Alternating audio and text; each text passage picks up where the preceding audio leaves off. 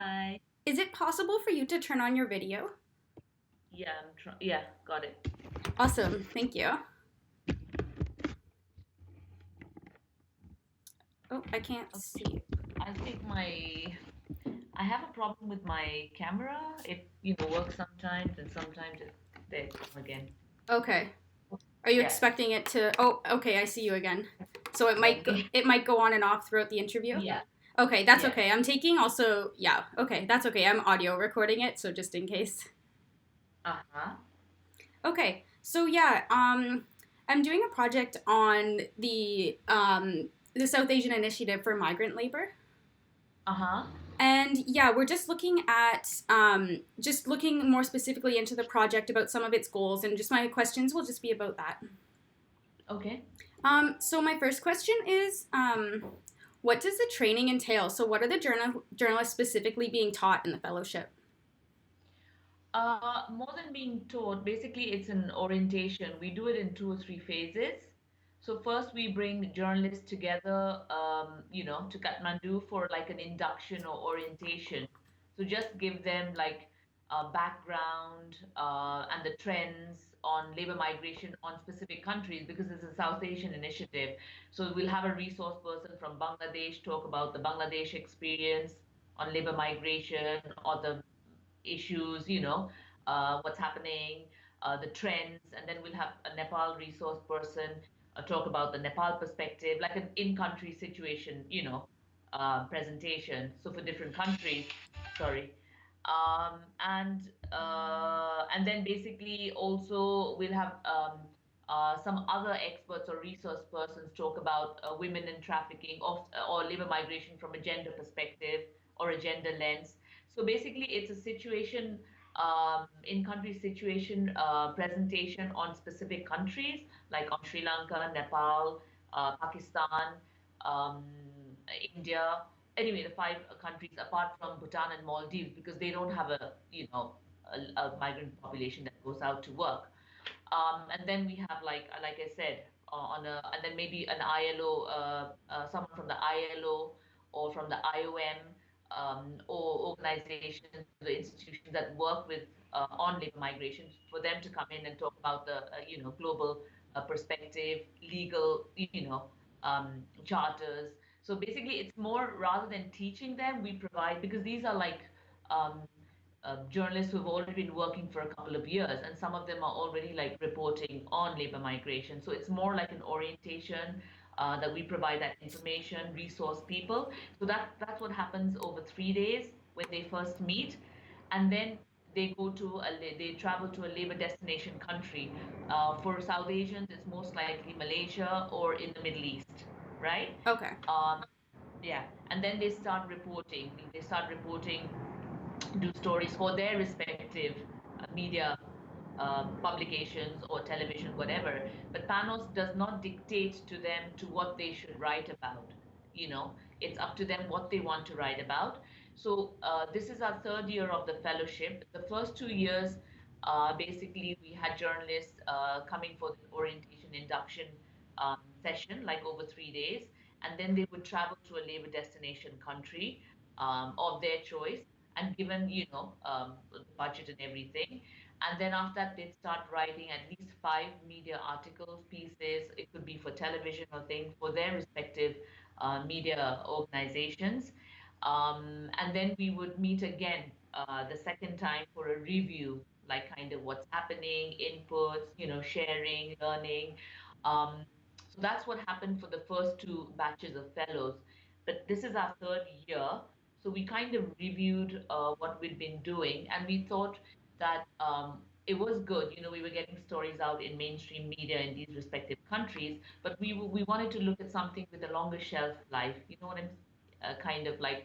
So we thought, so this batch of fellows are like at a more senior level. Some of them are editors or assistant editors, or or at least have been in the media for at least five within 5 to 10 years. So they're quite seasoned.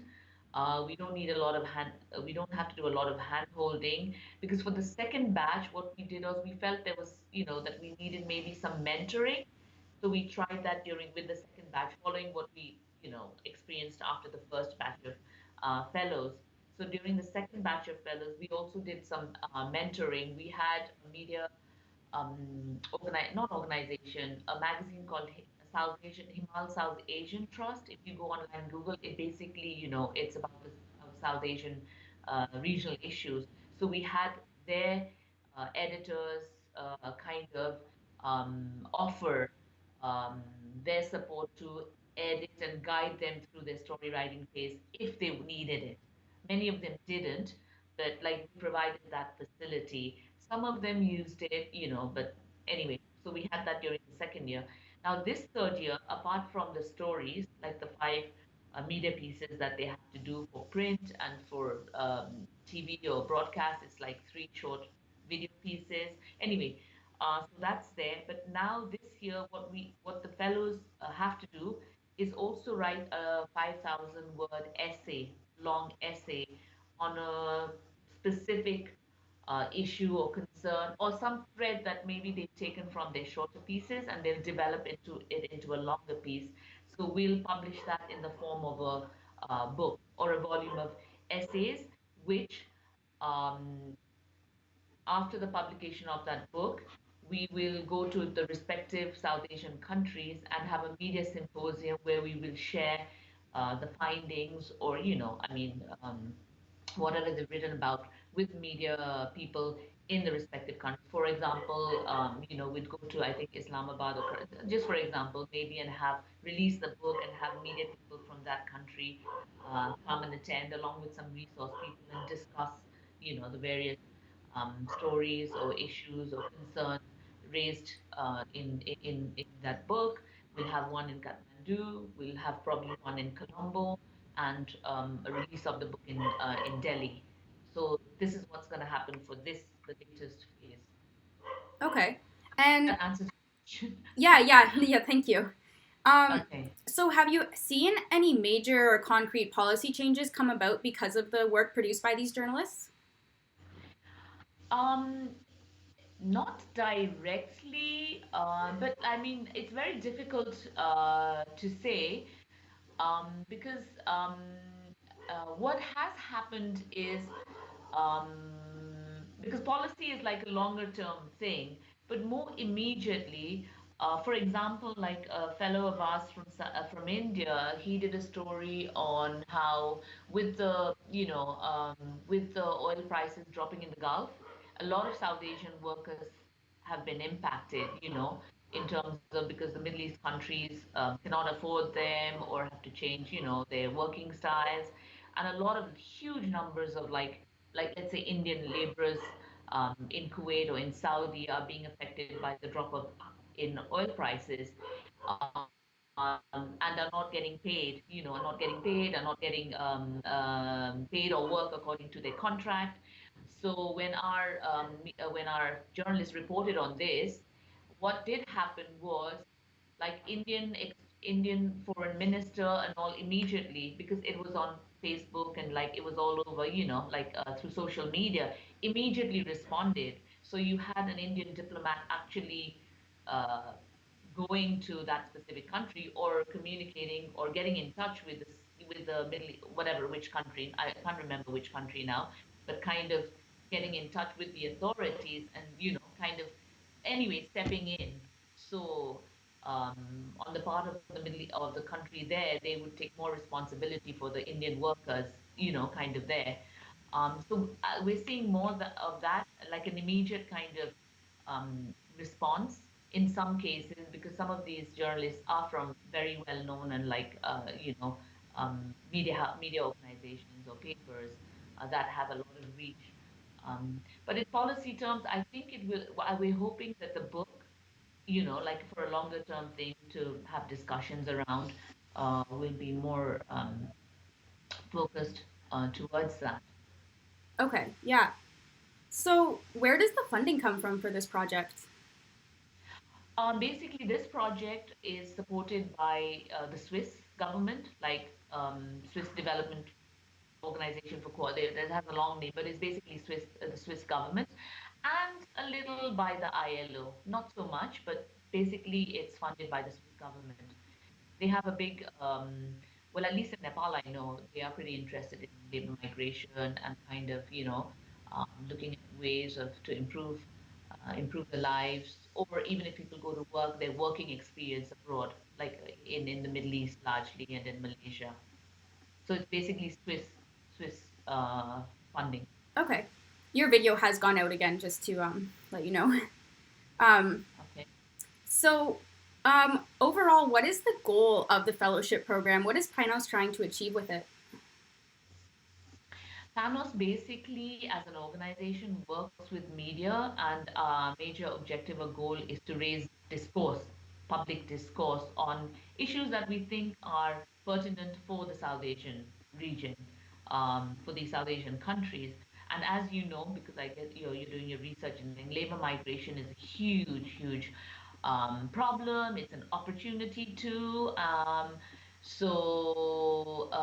PANOS basically, but what I've seen or what we saw was that there was not much um, news or coverage of labor migration issues in the media, because I think for many South Asian for the South Asians, it was like it's been happening for many years, centuries, and for different reasons. Why different populations are traveling to different areas to work.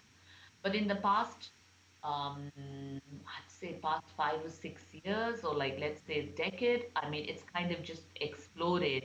And because of that, there's a lot of, exploitation, there's a lot of thing. But it wasn't really being covered in the media, or even if it was more like about specific stories, more sensationalized stories, about how someone was killed, or someone murdered, or there was an accident, and those kind of stories, Right. but not looking at labor migration as a whole, because in Nepal's context, it is remittance from labor migration, or the money earned by migrant laborers contributes to quite a bit to our economy. So in that sense, it wasn't really being covered or looked at in a holistic way. So Panos basically thought that it's important that not just readers, but journalists themselves should start kind of looking at labor migration, not just as individuals, not just as personalized stories of individual labor migrants, but as a larger thing on how it affects our economies. That's why Panos thought it was important. And then the Swiss are working, have been working, feel pretty strongly about this. So I mean, we, they were open to when we put forward a proposal, they were open to supporting it. Okay. Your video's gone out again, by the way. Yes, yeah. But so, what has the political response been in some of these countries that are targeted by these journalists? So, for example, my groups we're looking at an article by Morshad Ali Khan. I'm not sure if you heard of it, but it's called "Homecoming in Coffins," and he's very openly criticizing the Bangladeshi government. So, what has the response been to that? Um, it's it's very difficult. It's really difficult to gauge, because in some ways, um, um, I mean, this is my personal view. I mean, it's very difficult to say. I mean, there is definitely more reporting on labor migration issues, whether it's on the personal, or what's happening in destination countries, or what's happening in sending countries, because in a way it's like a huge industry too, and there are many players, including government, bureaucrats, manpower agencies, or who we call brokers. So it's like a huge industry. Um, so I think it is there is some response in terms of like the government coming out and speaking. Sorry, I just there's someone trying to Yeah, no contact me. I worries. sent them a message.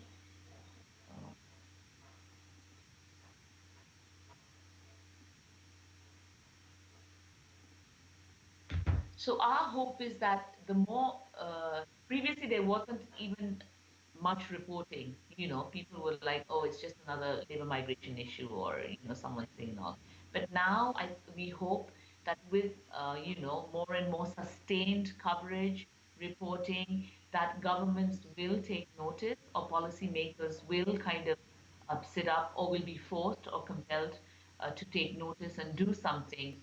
And apart from the coverage, um, it's also that these journalists also through the fellowship, are connected with activists, people working in global in human rights, in relation to labor migration. You have these international forums. The UN does something.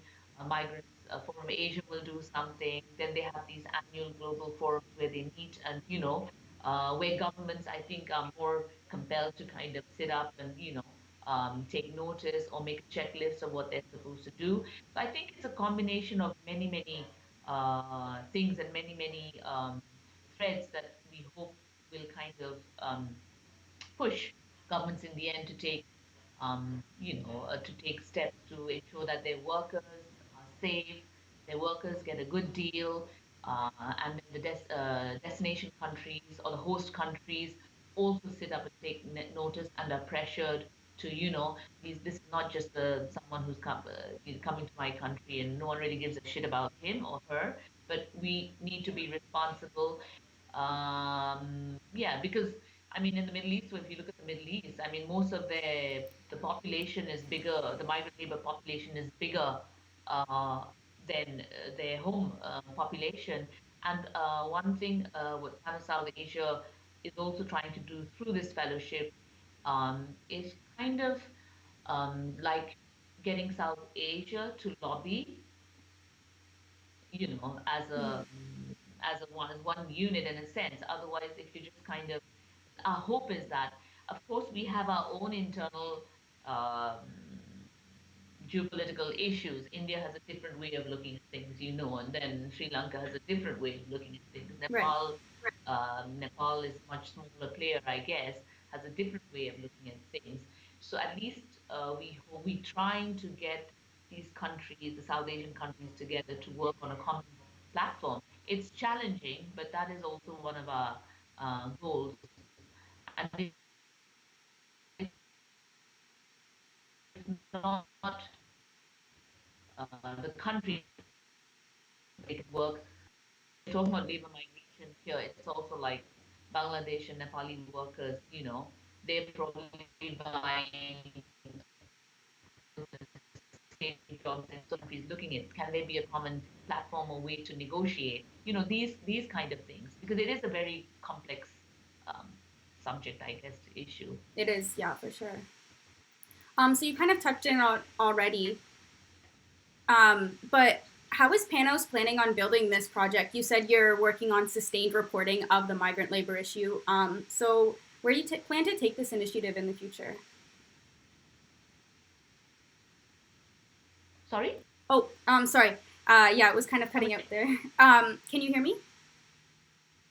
Hello? Yeah, yeah, yeah. Okay. So Yeah, you I can hear you. Okay, so you touched on it before. Just Panos's plans for the future. You mentioned sustained reporting of migrant labor issues. So how is Panos planning on building on this initiative? Well, basically, we brought three batches of journalists together, let's say, through 3 years of the fellowship. So basically, we hope that these fellows or these journalists will keep in touch through a common, group, whatever, so that they can continue sharing their experience or move, or themselves create some kind of hopefully way forward or ideas. But I mean,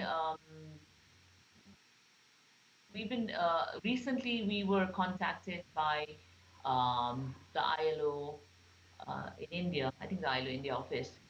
So they are also looking at something similar that they want to do within India, because India is a huge, huge country, and then even within India, you have like various labor migration patterns. People traveling